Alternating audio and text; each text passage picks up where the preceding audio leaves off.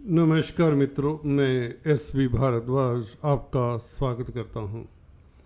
ज्योतिषीय चर्चा में आज हम मिथुन राशि की बात करेंगे। अगर आपको अपना लगन मालूम है तो ये चर्चा लगन पर भी आधारित रहेगी। जैसे कि आप इस चार्ट से देख रहे हैं, यहाँ पर 6 ग्रह शुक्र, राहु, शनि, बुध, सूर्य और चंद्रमा आपके कर्म भाव पर दिखाए हुए हैं। ये 6 ग्रहों का जो योग बनेगा 29 तारीख को बनेगा, जैसे शनि का राशि परिवर्तन होता है। शनि 29 मार्च को मीन राशि में प्रवेश करेंगे। 30 साल बाद मीन राशि में प्रवेश करने जा रहे हैं। तो शनि का ये परिवर्तन आपके लिए सुखद रहेगा, शुरुआत में ही बता देता हूँ। परंतु हम बात उस कॉम्बिनेशन की करने जा रहे हैं जो आपके लिए अभूतपूर्व सफलता अप्रैल के महीने में देगा ही देगा। ये ऑलमोस्ट सर्टेन सा दिखता है। उस छुपे हुए कॉम्बिनेशन की जो सामने से नहीं दिखता, उसकी बात करने जा रहे हैं। जी हाँ दोस्तों, चौंकिएगा मत।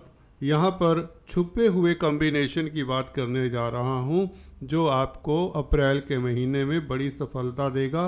कैरियर की बात हो या आपके सुख संपत्ति की बात हो या आपकी प्रतिष्ठा की बात हो, आपके स्टेटस की बात हो या आपके स्वास्थ्य तंदुरुस्ती की बात हो या आपकी बहादुरी शौर्य की बात हो, आपके आत्मिक बल की बात हो, आपकी अध्यात्म में शक्ति की बात हो।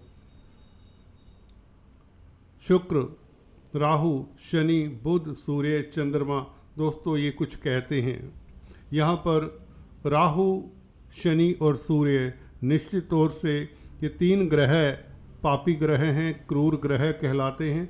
सूर्य हालांकि क्रूर ग्रह उस श्रेणी में नहीं आते जिस श्रेणी में मंगल, शनि, राहु, केतु आते हैं।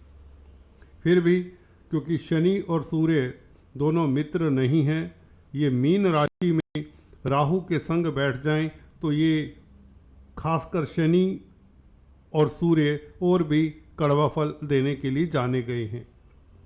परंतु ये योग यहाँ पर कर्म भाव में, क्योंकि यह उपचय स्थान है, 3, 6, 11 भावों की तरह 10वें भाव भी उपचय स्थान होता है।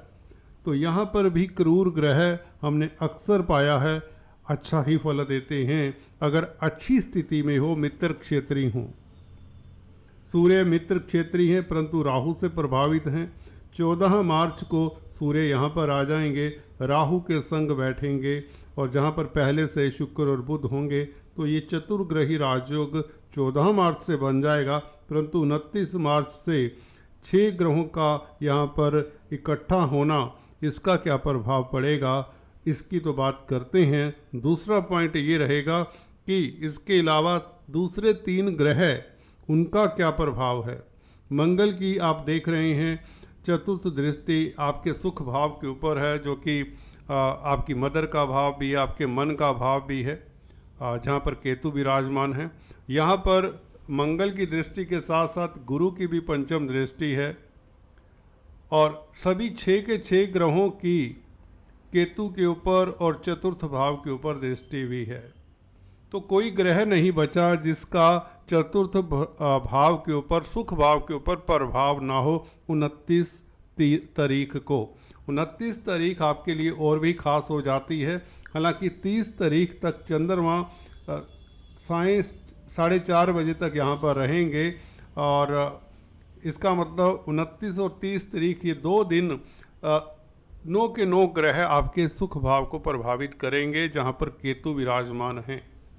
तो क्या 2 दिनों में खास कुछ उपलब्धि मिलेगी? हो सकता है दोस्तों, कुछ पलों में ही ज़िंदगी इधर से उधर हो जाती है। 2 दिन तो बहुत लंबी चौड़ी अवधि होती है, परंतु फिर भी चलिए, एक चंद्रमा ही आगे जाएंगे 30 तारीख को आगे संध्या समय 4:30 बजे। बाकी 8 ग्रहों का प्रभाव तो 2 अप्रैल तक रहेगा, क्योंकि 2 अप्रैल को मंगल शिफ्ट हो जाएंगे कर्क राशि में। तो 7 ग्रहों का प्रभाव तो 14 अप्रैल तक रहेगा, जब तक सूर्य भी उच्च के नहीं हो जाते। 11वें भाव में हालांकि बहुत अच्छी स्थिति में सूर्य आ जाएंगे, 11वें भाव में एक्साल्टेड, तो सरकारी क्षेत्रों से आपको फ़ायदा होगा, पराक्रम में वृद्धि होगी, उसकी चर्चा हम बाद में करेंगे। परंतु पहले हम बात कर लें चतुर्थ भाव के ऊपर जो प्रभाव है वह 7 ग्रहों का तो रहेगा।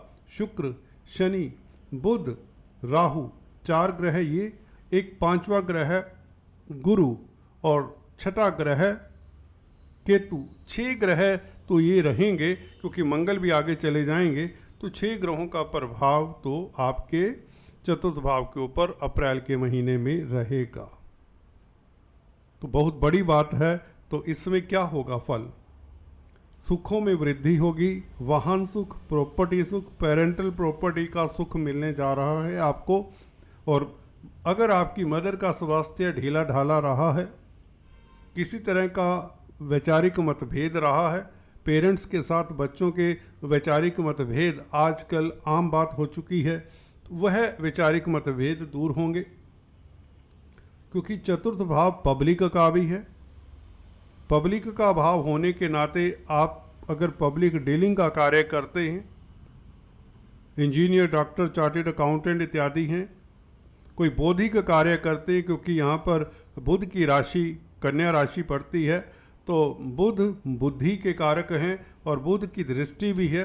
तो बौद्धिक कार्य करने वालों को, जो साइंटिस्ट हो सकते हैं, इंजीनियर हो सकते हैं, डॉक्टर्स हो सकते हैं, चार्टेड अकाउंटेंट्स हो सकते हैं, कंपनी सेक्रेटरी हो सकते हैं, ये कोई भी ऐसे कार्य जिसमें कैलकुलेशंस का कामकाज हो, ये पब्लिक डीलिंग ही क्यों ना हो, क्योंकि पब्लिक का अभाव है, उनके लिए समय काफ़ी लाभकारी रहेगा। 29, 30 तारीख और इसके पश्चात अप्रैल का महीना, जैसा कि बताया 6 ग्रहों का प्रभाव तो चतुर्थ भाव के ऊपर भी पड़ेगा। अब आते हैं 10th हाउस के ऊपर। 10th हाउस के ऊपर बुध शुक्र का नीचभंग राजयोग और शनि की युति, बुध शुक्र के साथ तीनों ही कारक ग्रह हैं आपकी कुंडली में। 3 ग्रह कारक ग्रह, शुभ ग्रह, बेनिफिक ग्रह आपकी कुंडली के शुक्र, शनि और बुध तीनों इकट्ठे हो जाएं तो 10th हाउस बहुत ज़्यादा स्ट्रोंग हो जाता है कि इतना स्ट्रोंग चतुर्थ भाव भी नहीं होता। परंतु इन 3 ग्रहों के साथ राहु भी रहेगा।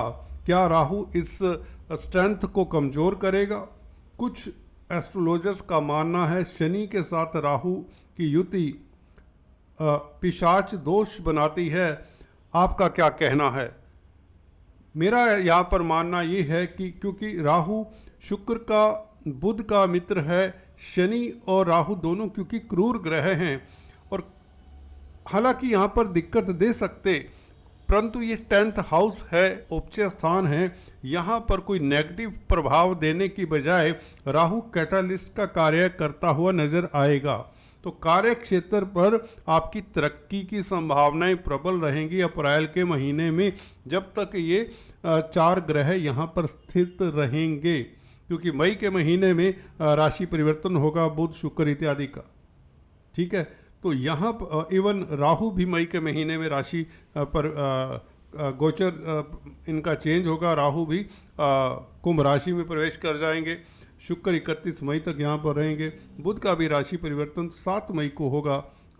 तो यहाँ पर अप्रैल के महीने में काफ़ी सुखद घटनाएं हम देखते हैं। 29 मार्च से शुरुआत होती है और कहीं ना कहीं आपकी प्रतिष्ठा बढ़ती है और लक्ष्मी की अनुकंपा आपके ऊपर खास रहेगी। भाग्य आपका साथ देगा, क्योंकि पंचम स्थान का मालिक शुक्र और शनि नवम स्थान का मालिक, ये दोनों इकट्ठे कर्म भाव में बैठे तो भाग्य साथ देगा।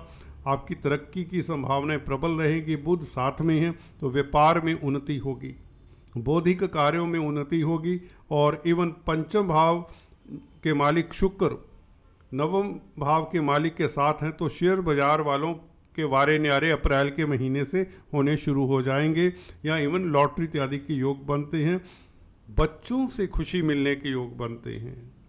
बड़ी राहत की बात यह है कि छात्रों के लिए भी समय बेहतर रहेगा। अप्रैल के महीने में कोई खुशखबरी मिल सकती है, क्योंकि बुध कम्युनिकेशन के कारक हैं, लग्नेश होकर नीच भंग राजयोग बना रहे हैं, तो कम्युनिकेशन से कोई शुभ समाचार मिल सकता है।